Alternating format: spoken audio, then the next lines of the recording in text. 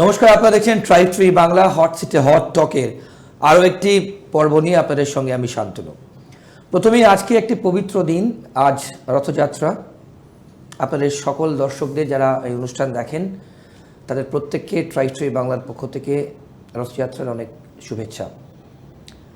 আজকের এই দিনে যে টপিকটা দিয়ে আমরা অনুষ্ঠান শুরু করব, অনেকগুলো ইম্পর্টেন্ট টপিক আছে, সেটা ইতিমধ্যে আপনারা জেনে গেছেন। কিন্তু আবারও গণধর্ষণ কলকাতায়, খাস কলকাতার কসবা ল কলেজে গণধর্ষণের অভিযোগ এবং 3 জন গ্রেপ্তার হয়েছে। এবং যে মূল অভিযুক্ত, যেরকম খবর পাওয়া যাচ্ছে সূত্র মারফত, মনোজিৎ মিশ্র, তিনি শাসক দলের সঙ্গে যুক্ত। এমনকি সেই কলেজের দেওয়ালে লেখা Monojit da is in our hearts TMCP. অনেক শাসক দলের নেতা এবং ছাত্র নেতার সঙ্গে তার ছবি ইতিমধ্যেই আমরা আপনাদের সামনে আপনারা দেখে নিয়েছেন হয়তো। তাহলে আরজিকর ঘটনার পর খাস কলকাতায় গণধর্ষণ 25 তারিখ, যেমনটা খবর পাওয়া যাচ্ছে 7:30 থেকে 8:50 সন্ধে এই ঘটনা ঘটে। গার্ড রুমে যে ছাত্রী, তাকে নিয়ে যাওয়া হয় এবং 3 জন, তার মধ্যে মূল অভিযুক্ত ইতিমধ্যেই গ্রেপ্তার করা হয়েছে। তার রাজনৈতিক পরিচয় টিএমসিপি সঙ্গে, শাসক দলের সঙ্গে সে জড়িত। আজকের এই পবিত্র দিনে কি করবো বলুন, এটাই আমাদের প্রথম টপিক। এছাড়াও আরও অনেক টপিক থাকছে। অর্কপ্রবল সরকার আমার সঙ্গে রয়েছেন হট সিটে হট টকে, যার বিশ্লেষণ আপনারা শোনেন এবং আপনারা প্রচুর মানুষজন কমেন্ট করেন এবং প্রচুর মানুষজন ইনভলভ হন আমাদের সঙ্গে এই অনুষ্ঠানে। অর্কদা, স্বাগত আজকের পর্বের, আজকের রথ, আপনাকে অনেক শুভেচ্ছা। আর প্রথম যে টপিক কি বলবেন? না, আজকে পবিত্র রথযাত্রার দিন যে ঘটনা ঘটেছে এটাই পশ্চিমবঙ্গে, আমি এটাকে খুব অস্বাভাবিক ঘটনা বলি না। কিছু খবর সামনে আসে, কিছু খবর বাইরে থেকে যায়। আরজিকর হসপিটালের ওই ঘটনার তো বর্ষপূর্তি হতে চলেছে। আরজিকর কি, রাধা গোবিন্দ কর। তা যেখানে গোবিন্দ সদা জাগ্রত থাকেন, সেখানে রাধারা অত্যাচারিতা হন কি করে? তারপর তদন্তের নামে 4 দিন ধরে পুলিশ যেভাবে তথ্য প্রমাণ লোপাট করেছে, পশ্চিম মেদিনীপুর থেকে বারে বারে ফোন করে পুলিশের কর্তাদের যিনি ইনস্ট্রাকশন দিয়েছিলেন, এগুলো আমরা জানি। 96 ঘন্টা পরে সিবিআই এসছে, তার মধ্যে সব লোপাট হয়ে গেছে। তবে প্রকৃত অপরাধী ধরা পড়বে, আজ না হয় কাল। ওই পাপ বাপকে ছাড়ে না। তা সন্দীপ ঘোষ, ও তো মাতৃজঠরের লজ্জার। ওই টালা থানার ওসি যে তথ্য প্রমাণ লোপাটের অভিযোগে গ্রেপ্তার হয়েছিল, এখন জামিন। সন্দীপ ঘোষ তথ্য প্রমাণ লোপাটের অভিযোগের মামলায় জামিন পেয়েছে, কিন্তু আর্থিক দুর্নীতিতে গ্রেপ্তার। একা ওই সঞ্জয় রায় এই ঘটনা ঘটিয়েছে বলে কেউ বিশ্বাস করে না। বাকিদের পরিচয় এখনো আড়ালে আছে, কিন্তু ওই পরিচয় সামনে আসবে, চমকে যাবে অনেকে। তা কসবাতে সংবাদ মাধ্যম বলছে সাংঘাতিক ঘটনা, খাস কলকাতার বুকে এ ধরনের ঘটনা। আরে দুর্বৃত্ত রাজ যখন প্রতিষ্ঠিত হয়, তখন এই ধরনের ঘটনা ঘটতেই থাকে। দুর্বৃত্তরা মনে করে যে তারাই শেষ কথা, এখানে আইন শৃঙ্খলা নেই, আইনের শাসন নেই, শাসকের আইন। আর এই ছোকরা তো শাসক দলের ঘনিষ্ঠ ছিল, অনেকের সঙ্গে তার ছবি, গভর্নিং বডির সুপারিশে সব চাকরি বাকরি করতো ওখানে। তাও পুলিশ এদেরকে গ্রেপ্তার করেছে, ধামাচাপা দিতে পারেনি। ছোট ঘটনা, তুচ্ছ ঘটনা, এরকম তো কতই হয়, বিজেপি শাসিত রাজ্যে এইসব হয়, এইসব বলে না, আজকেও বলছে ওরা। আসলে প্রশ্নটা কি, যে দুর্বৃত্তরা যখন মনে করে যে তারা প্রভূত ক্ষমতার অধিকারী হয়েছে, তখন তাদের নত্যসত্ত্ব জ্ঞান থাকে না। এবং এই দুর্বৃত্তদের শাসক দল প্রয়োজন মতো ব্যবহার করে। তাদের সমর্থনের হাত মাথায় থাকায় এই দুর্বৃত্তরা ধরাকে সরা গেল। কিন্তু অর্কদা, এ তো শিউরিওটা ঘটনা না। মানে কলকাতার, খাস কলকাতায় সন্ধেবেলায় সে কি করতে গেল? সে প্রাক্তনী সেই কলেজের, যেমনটা খবর পাওয়া যাচ্ছে। ইনভেস্টিগেশন এখনো চলছে। একটা প্রশ্ন হচ্ছে যে এখানে তাহলে কতটা, মানে সেই আবার রিপিটেশন অফ আরজিকর ঘটনা। আরজিকরের সঙ্গে মৌলিক তফাৎ আছে। আরজিকরে তো গণধর্ষণের পর হত্যা করা হয়েছিল, মানে আমি ওই পরিপ্রেক্ষিতে এবং আপনাকে বললাম। একজন চিকিৎসক তার কর্মস্থলে খুন হলেন এতক্ষণ ডিউটির পরে। দুটো ঘটনাই একই রকম বিভৎস। একদমই। ওই মৌলিক পার্থক্য এটাই, এখানে পুলিশ একটু তৎপরতার সঙ্গে গ্রেপ্তার করেছে, আর আর্চিকর কাণ্ডে 96 ঘন্টা ধরে প্রমাণ লোপাট করেছে। এটাই হচ্ছে বিষয়। আর্চিকরের পরে অনেক দুর্বৃত্ত বিভিন্ন চিকিৎসক বা মহিলা চিকিৎসক স্বাস্থ্যকর্মীদের ফোন করে বলতো না, আমরা খবর দেখেছি আর্চিকর করে দেবো। তো সেই প্রবণতা চলছে। দুর্বৃত্তরা যখন শাসন ক্ষমতায় অংশীদার হয়, তারা মনে করে যে আমরা যা বলবো সেটাই আইন, কেউ আমাদের টিকে ছুটে পারবে না। তখন যা হওয়ার তাই হয়েছে, এটাই স্বাভাবিক। বেশ বেশ। দুর্বৃত্তরাজ কায়েম হলে এই ধরনের ঘটনা ঘটতেই থাকে।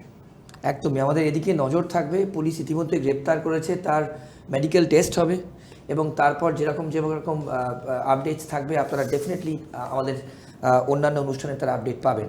আমরা পরের টপিকে যদি যাই অর্কদা, আমরা পরের টপিক নিয়ে বলছি। আজকে রথযাত্রা আমরা একটা অনুষ্ঠান করেছিলাম, প্রভু ক্ষমা করো, মনে পড়ে যখন দিলীপ ঘোষ গেছিলেন দীঘার জগন্নাথ মন্দির উদ্বোধনের দিনকে, সেদিনকে আমরা এই অনুষ্ঠান করেছিলাম। আজকে প্রভু ক্ষমা করো বলছি আবারও, কেন? এই রথের দিন, আজ পবিত্র রথের দিনকে ওই রথ রাজনীতি। একদিকে দীঘাতে প্রথমবার রথ চলছে, প্রচুর মানুষ, মুখ্যমন্ত্রী গেছেন সেখানে, তিনি উদ্বোধন করবেন। আবার অন্যদিকে শুভেন্দু অধিকারী কলকাতায়, তারপর পূর্ব মেদিনীপুর এবং মহাপ্রসাদ পুরী থেকে নিয়ে এসে খাওয়াবেন। অর্কদা, প্রভু ক্ষমা করে বললাম, আমরা যে অনুষ্ঠান করেছিলাম প্রচুর মানুষজন আপনারা দেখেছিলেন। এ তো বঙ্গ রাজনীতি কিংবা বঙ্গবাসীর কাছে একটা নতুন কি বলবো, নতুন ন্যারেটিভ, রথ নিয়েও রাজনীতি। হ্যাঁ, ভোট এসে গেছে, এখন এগুলো তো চলবেই। মাননীয় দীঘাতে জগন্নাথ মন্দির করেছেন, পর্যটন উৎসাহিত হবে। মন্দির করা নেই তো কোনো আপত্তি নেই, ওটা ধাম হতে পারে না। হিন্দু শাস্ত্রমতে 4টি ধাম আছে, তা দীঘার জগন্নাথ মন্দির কোনোভাবেই জগন্নাথ ধাম নয়। এটা হচ্ছে প্রথম কথা। দ্বিতীয় কথা হচ্ছে সরকার এভাবে কোনো মন্দির তৈরি করতে পারে কিনা, কিন্তু এখানে 14 তলা যেটা বলে সেটাই আইন, তাই এইসব প্রশ্ন তোলার অর্থহীন। ধর্মনিরপেক্ষ দেশের ধর্মনিরপেক্ষ সরকার কিভাবে সরকারি খরচে একটা মন্দির তৈরি করে, এই প্রশ্নটা হচ্ছে মৌলিক প্রশ্ন। বেশ, করতে পারে না। রাম মন্দির সরকার করেনি, রাম মন্দির অছি পরিষদ তৈরি করেছিল। আর এখানে সব কিছুই সরকার করেছে, এবং মন্দিরের নির্মাণটাও হিটকোট টাকায় হয়েছে। এবং সেটা নিয়ে অনেক বিতর্ক আছে, যে কোম্পানিকে বরাদ দেওয়া হয়েছে সেটা নাকি ভূমিপুর কোম্পানি। অনেকে বলছেন এগুলো পেঁয়াজের খোসা ছাড়ালে একেবারে শেষে পৌঁছানো যাবে, কারণ এরা স্বচ্ছভাবে কিছু করবে এটা বিশ্বাসযোগ্য নয়। কোথাও না কোথাও এরা ঘাপলা এরা করে রেখেছে, সেটা স্পষ্ট হবে আগামী দিনে। আসলে হিন্দুরা একজোট হচ্ছে, মমতা বন্দ্যোপাধ্যায় চাইছেন যে এই দীঘার জগন্নাথ মন্দিরকে সামনে রেখে হিন্দুদের মেরুকরণ যদি কিছুটা হলেও ঠেকানো যায়। পারবেন না, উনি পারবেন না। তার কারণ হচ্ছে রাহুল গান্ধীও 2019-এর লোকসভা নির্বাচনের আগে নিজেকে শিব ভক্ত হিসাবে তুলে ধরেছিলেন। অরবিন্দ কেজরিওয়াল হনুমান চল্লিশার পাঠ নিয়মিত করতেন, রামায়ণের সুন্দরকাণ্ডের পাঠ শোনাতেন, দিল্লিতে মানুষদের নিখরচায় তীর্থ ভ্রমণে নিয়ে যেতেন। বিজেপি হচ্ছে হিন্দুত্ববাদী দল, হিন্দুত্বের কথাই তারা বলে এবং হিন্দুদের স্বার্থ রক্ষাকে তারা অগ্রাধিকার দেয়। তাই বিজেপির হিন্দুত্বের যে ন্যারেটিভ, সেই ন্যারেটিভে একটা জগন্নাথ মন্দির তৈরি করে কিছু করা যাবে না। মানুষ যাবে, নমস্কার করবে, রথের রশিদে টান দেবে, প্রসাদ খাবে, কিন্তু তৃণমূল কংগ্রেসের হিন্দু ভোট কিছুটা যাবে এর জন্য তা নয়। যে হিন্দুরা তৃণমূলকে ভোট দেয় এমনিতেই দেবে। হিন্দু ভোটের মেরুকরণ মমতা বন্দ্যোপাধ্যায় ঠেকাতে পারবেন না সরকারি পয়সায় জগন্নাথ মন্দির করে। আপনার রিয়াকশন নেব। পাশাপাশি শুভেন্দু অধিকারী কিন্তু পুরীর মহাপ্রসাদ আজকে বিলি করবেন, এবং তার সঙ্গে তিনি কলকাতায় একটি রথযাত্রায় থাকবেন, তারপর পূর্ব মেদিনীপুরে। না না, শুভেন্দু তো বিরোধী দলনেতা, ও মুখ্যমন্ত্রী, একদিকে দীঘার প্রসাদ, একদিকে পুরীর প্রসাদ। পুরীর তো মহাপ্রসাদ। তো শুভেন্দু অধিকারী কেন ভোটের বছরে মুখ্যমন্ত্রীকে একদম খালি মাঠ ছেড়ে দেবেন। মুখ্যমন্ত্রীকেও যখন টিভি চ্যানেল দেখাবে, শুভেন্দুকেও দেখাতে বাধ্য হবে, স্ক্রিনটা শেয়ার হয়ে যাবে, এবং সেই জন্যই এটা করা হচ্ছে। হ্যাঁ, এবার নির্বাচন প্রাক্কালে বলে এটার একটা অন্য তাৎপর্য এসছে, এবং মমতা বন্দ্যোপাধ্যায় যেভাবে এই বিষয়টাকে হাইলাইট করছেন, সবাইকে নিয়ে ওখানে গেছেন এবং বিজ্ঞাপনও হচ্ছে, প্রচারও হচ্ছে, তাই সেটা একটা বাড়তি মাত্রা পেয়েছে। আর সেখানকার অনেক মানুষজন অর্কদা এরকম বলছেন যে এত পরিমাণ ওখানে সিভিক ভলেন্টিয়ার পুলিশ আছেন, রথ বেরোবেন না মুখ্যমন্ত্রী বেরোবেন সেটা নিয়ে অনেকে সন্দিহান। আমি তো ওখানে যাইনি, বলতে পারবো না। ছবিতে যা দেখছি, স্থানীয় মানুষ যা বলছেন, সেটা হয়তো এরকমই।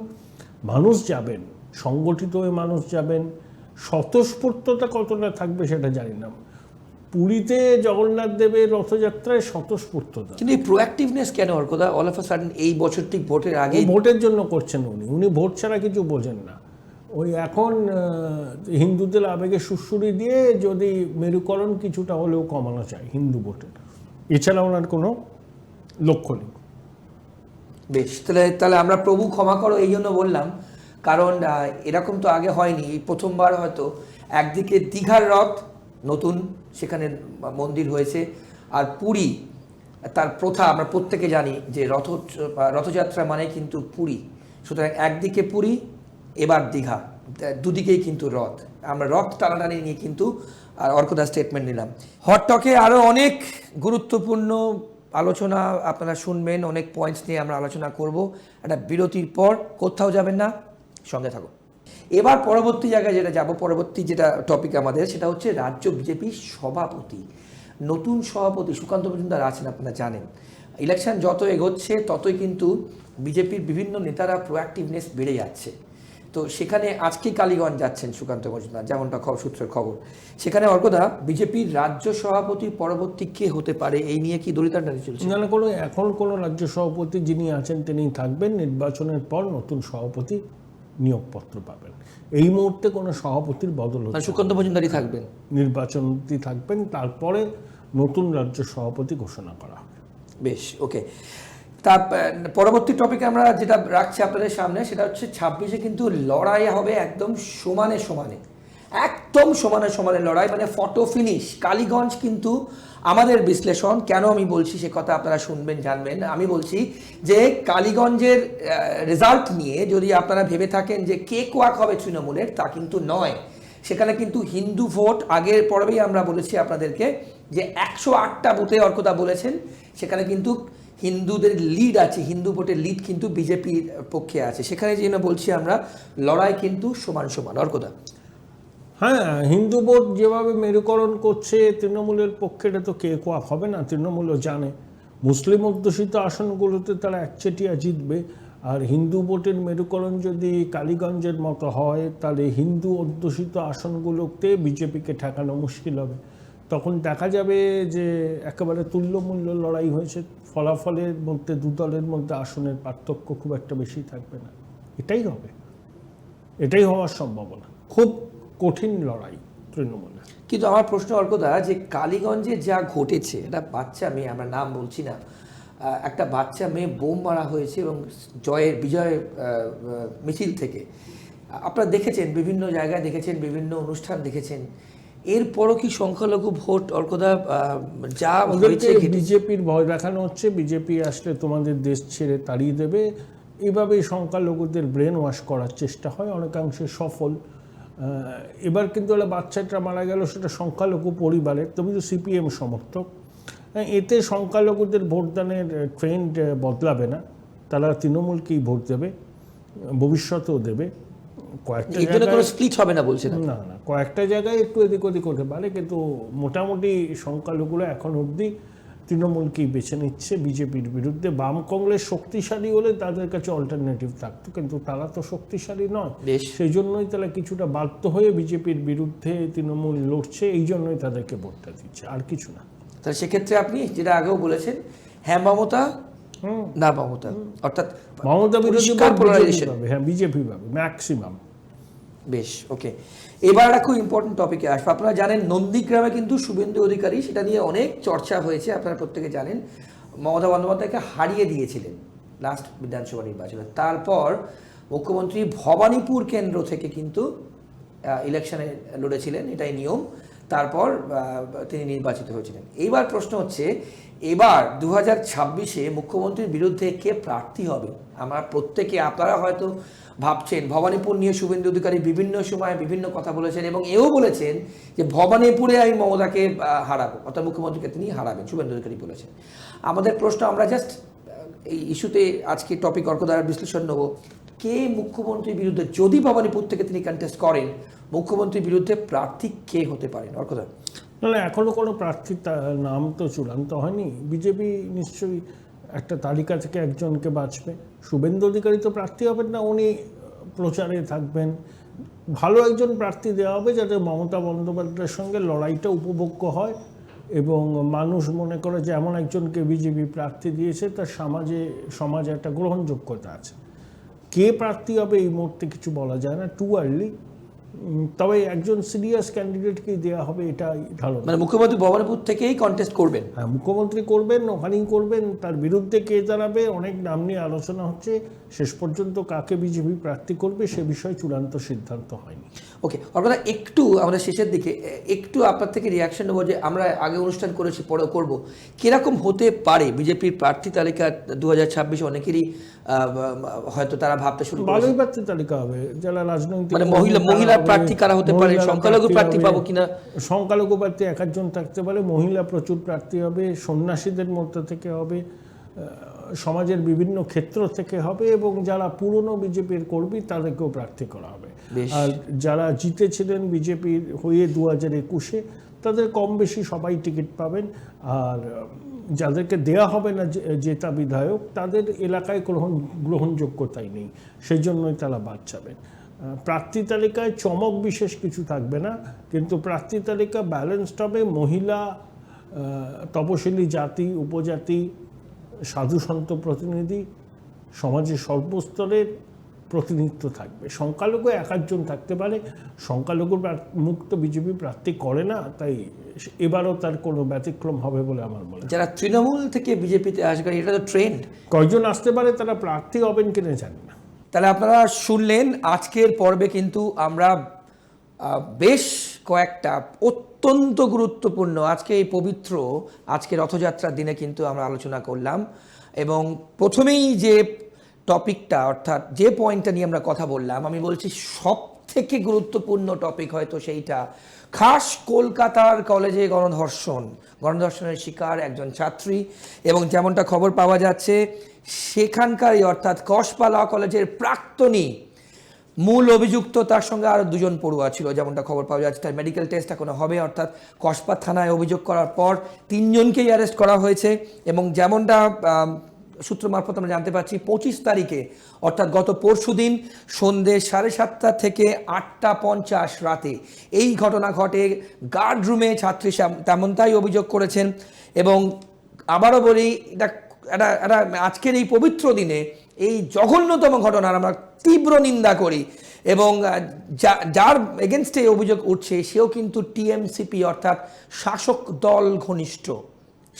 দল ঘনিষ্ঠ। এছাড়াও আমরা আরও বেশ কিছু ইম্পর্টেন্ট টপিক নিয়ে কথা বললাম, যেমন ভবানীপুর কেন্দ্রের দিকে আমাদের সবার নজর থাকবে, সেখানে মুখ্যমন্ত্রী আর বিরুদ্ধে কে প্রার্থী হতে পারেন, অর্থাৎ বিজেপির পক্ষ থেকে অনেক নাম চর্চিত হচ্ছে এই মুহূর্তে, কিন্তু আলটিমেটলি কে হবে সেদিকে নজর থাকবে। এবং তার সঙ্গে যেটা আমরা ইম্পর্টেন্ট টপিক নিয়ে কথা বললাম, সেটা হচ্ছে রথ নিয়ে। একদিকে দীঘা, একদিকে পুরী।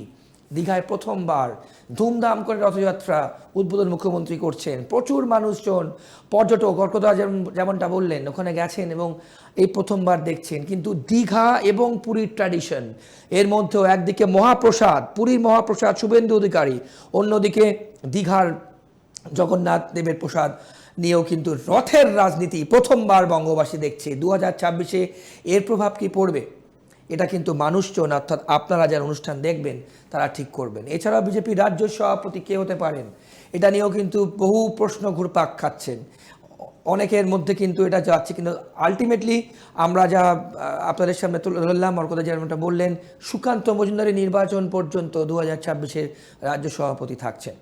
হট টকের আজকের পর্ব আমরা এই পর্যন্তই রাখছি। আমাদের গণধর্ষণ, খাস কলকাতায় গণধর্ষণের দিকে নজর থাকবে।